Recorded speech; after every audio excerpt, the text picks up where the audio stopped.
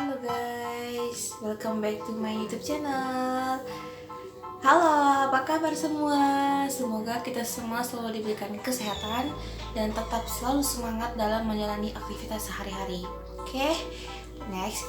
Jadi dalam video kali ini Fitri mau sharing-sharing aja tentang bagaimana sih cara membuat judul penelitian yang unik, yang menarik, dan yang sangat-sangat bagus banget untuk dibahas dalam skripsi tugas akhir mahasiswa. Tapi sebelumnya aku juga mau bilang kalau misalnya nanti ada perkataanku yang kurang tepat atau yang kurang berkenan dalam menjelaskan, mohon dikoreksi dan mohon dimaklumi karena kita semua sama-sama belajar untuk mendapatkan hasil yang terbaik. Oke, next. Tips pertama dari aku itu, kalian harus tahu dulu kalian ini meneliti itu manfaatnya untuk apa, dan sebenarnya kalian itu meneliti apa tujuannya, terus apa yang bisa kalian berikan kepada entah itu kepada sekolah, kepada masyarakat, atau kepada warga sekitar. Kalau kalian udah tahu itu, kalian pasti akan mencari topik-topik yang sangat unik, yang sangat menonjol di antara permasalahan-permasalahan yang ada di lingkungan sekitar. Misalnya aku kan dari jurusan pendidikan, otomatis aku harus cari suatu permasalahan yang berkaitan dengan jurusan aku, pendidikan gitu.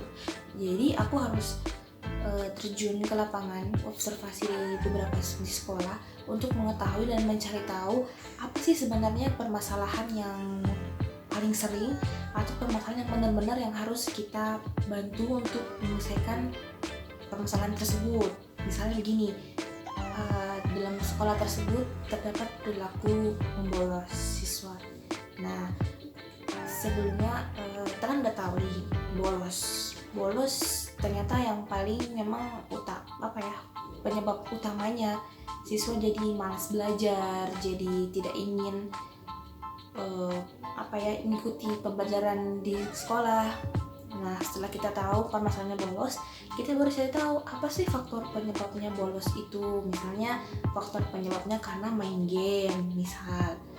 Nah, setelah kita tahu faktor penyebabnya, kita baru gali lagi sebenarnya apa sih dampaknya dari itu main game terus menerus selain bolos sehingga membuat dia bolos, atau enggak apa sih dampaknya dari perilaku bolos tersebut kepada si anak atau enggak si pada sekolah. Terus yang kedua, barulah kalian cari tahu hasil-hasil penelitian sebelumnya dari beberapa ahli atau beberapa peneliti yang sudah melakukan penelitian terhadap perilaku bolos atau enggak perilaku yang main game, kecanduan main game. Sebenarnya gini guys, saran aku sih kalian cari yang bener-bener masalah yang jarang banget terjadi dan itu terjadi yang yang kayak unik banget, kayak misalnya geng motor, perilaku agresif, perilaku phobing, perilaku self defense, itu juga kayak keren-keren banget, self efficiency. Pokoknya kalian kayak cari masalah yang kayaknya masalah ini baru. Jadi kita kayak, wah ini kayaknya bagus banget nih topiknya karena ini memang baru dipelajari, baru muncul.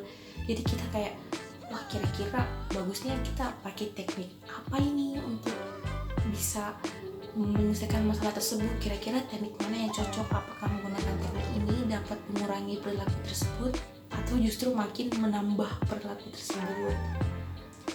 Nah, inilah pentingnya untuk mencari banyak referensi dari ahli-ahli peneliti sebelumnya untuk mengetahui apakah memang kita memakaikan teknik ini cocok dengan perilaku ini.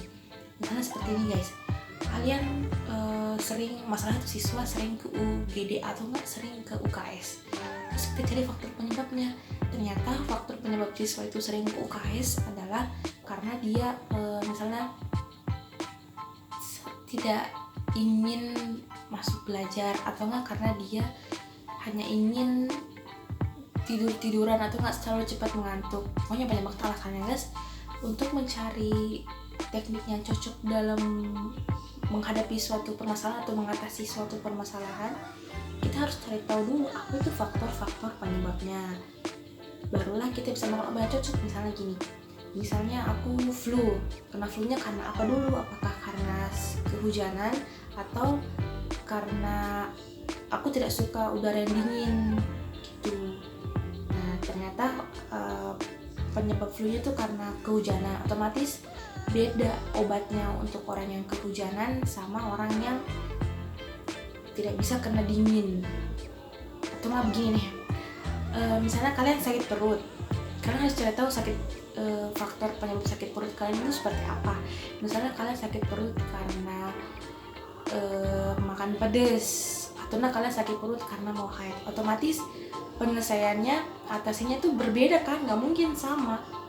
Misalnya kalian sakit perut karena makanan pedas, ya solusinya kurangi makanan yang banyak cabainya gitu, atau nggak kurangi pola makan yang teratur, yang sehat begitu. Cara solusinya, atasi masalahnya. Terus kalau misalnya kalian sakit perut karena mau menstruasi, biasanya perempuan ya, mungkin kalian bisa kembali lagi menjaga pola atur makanannya, sama kurangi kayak stres, beban aktivitas, supaya hormon kita itu berjalan dengan lancar. Pokoknya gini guys, intinya kalau kalian mau mendapatkan teknik atau metode yang mengatasinya, itu kan harus dengan faktor-faktor penyebabnya. Jangan sampai kalian salah dalam memilih obat atau memberikan solusi kepada setiap permasalahan. Oke? Terus kalau misalnya kalian masih belum ngeh juga, kalian bisa langsung aja hubungi aku, gimana sih caranya gini. Yang kedua, terus bagaimana sih cara atur kata judul itu? Yang pertama, kalian harus tampilkan dulu permasalahannya apa, atau kalian ini tergantung dari metode penelitiannya. Misalnya kalian mau metode kuali, biasanya kuali itu dia kayak pertamanya dimulai dengan analisis. Kuali itu kan kayak studi kasus gitu ya.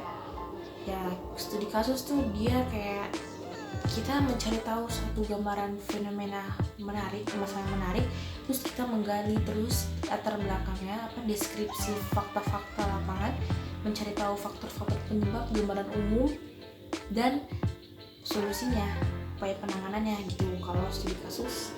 Tapi kalau kuanti, dia tuh kayak kita melakukan suatu percobaan bagaimana hasilnya sebelum menggunakan teknik ini, sebelum menggunakan solusi ini dengan sesudah menggunakannya. Nanti akan dilihat jelas, oh ternyata kalau sebelum pakai teknik ini tuh siswanya mengalami kepercayaan diri rendah. Nah setelah menggunakan teknik ini, siswanya mengalami kepercayaan diri yang tinggi gitu. Kalau kuanti gitu ya guys.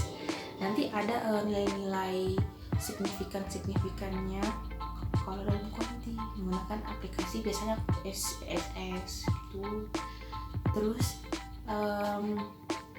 apalagi ya, itu aja sih menurutku yang fenomena-fenomena menarik yang ada di zaman sekarang, yang bisa kita cari, bisa kita teliti. Terus kita cari tahu faktor penyebabnya, dampak, dan baru pengobatannya, solusinya gitu. Tapi ada juga beberapa penelitian yang hanya memberikan deskripsi kuanti. Misalnya gini nih, kita meneliti seberapa banyak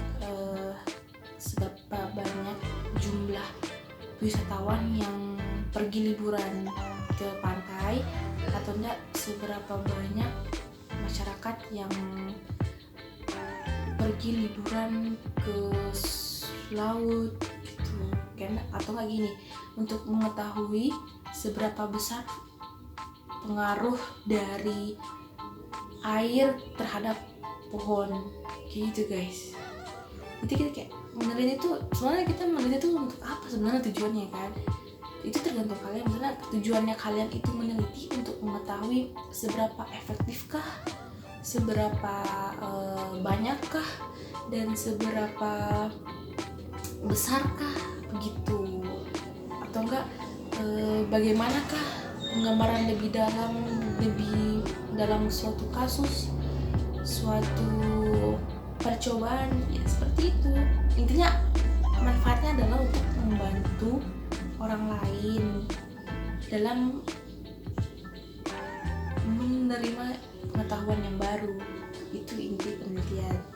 Seandainya saja kalau para penelitian terdahulu tidak melakukan penelitian secara berulang kali, mungkin kita sudah seperti manusia purba kan sampai sekarang, yang tetap bersifat stabil, tidak dinamis gitu.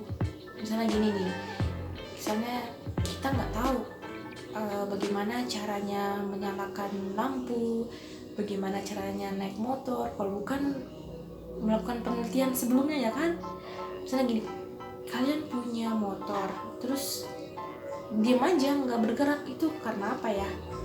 Oh ternyata karena habis bensinnya, oh ternyata kita harus masukin kuncinya baru bisa nyala, bisa bergerak. Nah seperti itulah penelitian guys, untuk mendapatkan pengetahuan yang baru yang bermanfaat bagi orang lain dan diri kita sendiri gitu guys.